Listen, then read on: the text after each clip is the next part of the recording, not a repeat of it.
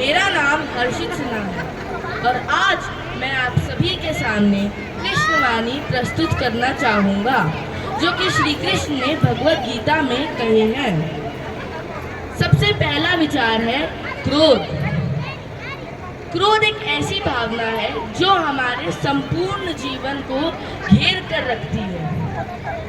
कब, कहाँ और कैसे क्रोध पैदा हो जाए यह कोई नहीं जानता, लेकिन जब क्रोध जन्म लेता है तब हमारी बुद्धि पर अंधकार छा जाता है और हमारे सोचने समझने की शक्ति नष्ट हो जाती है।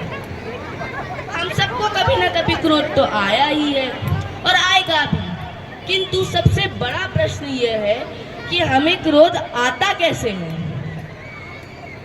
उत्तर यह है, हमें क्रोध तब आता है जब हमारे मन के मुताबिक कोई कार्य ना हो या फिर हमें पराजय प्राप्त हो। क्रोध जन्म लेता है एक व्यक्ति की दुर्बलता से और उसके बाद वह उसकी सबसे बड़ी दुर्बलता बन जाता है और अगर उसे नियंत्रण में ना किया गया तो उसी व्यक्ति का पतन हो जाता है। इसीलिए आपको जब भी क्रोध आए तब उसे नियंत्रण में रखें और प्रेम से बोले राधे राधे। दूसरा विचार है तुलना। सूर्य और चंद्रमा। सूर्य और चंद्रमा हमारे आकाश के अमिट चिन्ह हैं, लेकिन इनकी तुलना सदैव की जाती है। कौन ज्यादा तेज है तो कौन ज्यादा कांतिवान, और ऐसे ही बहुत सारे प्रश्न। किंतु क्या इनकी तुलना उचित है? कदापि नहीं, क्योंकि यह दोनों ही हमें प्रकाश देते हैं और यह दोनों ही आकाश में भिन्न नजर आते हैं, इसीलिए इनकी तुलना अनुचित है। इसी प्रकार हमारे जीवन में भी तुलना अनुचित ही होगी। कभी भी अपने आप को आप अपनी तुलना किसी और से ना करें, और अगर आपकी तुलना अगर कोई और आपकी तुलना किसी से करे तो उन पर ध्यान मत दीजिए, क्योंकि खुद को हीन समझ लेना आपके हित में नहीं, आपके लाभदायक भी नहीं। इसीलिए अपनी तुलना किसी से ना करें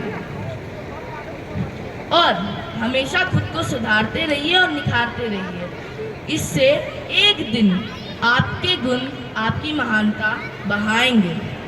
तीसरा और आज का आखिरी विचार यह है कि जीवन में सभी बड़ा बनना चाहते हैं। इस दुनिया में ऐसा कोई मनुष्य नहीं है जो कि बड़ा नहीं बनना चाहता, सब महान बनना चाहते हैं। किंतु महान बनते कैसे हैं? एक बरगद का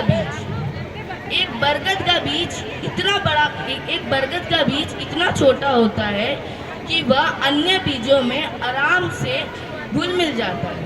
वह बड़ी सरलता से मिट्टी में भी मिल जाता है।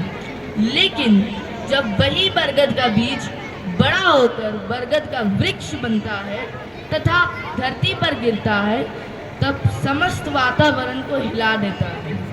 कुछ ऐसे बड़ा बनिए, और अगर आपको ऐसे बड़ा बनना है तो अपने अंदर का अभिमान एकदम छोटा कर दीजिए, इतना छोटा कि आप किसी के साथ भी बैठ सकें, लेकिन अंदर ही अंदर इतना बड़ा बन जाइए कि जब आप खड़े हो तो कोई और बैठा ना रहे। जोरदार तालियां हर्षित के लिए।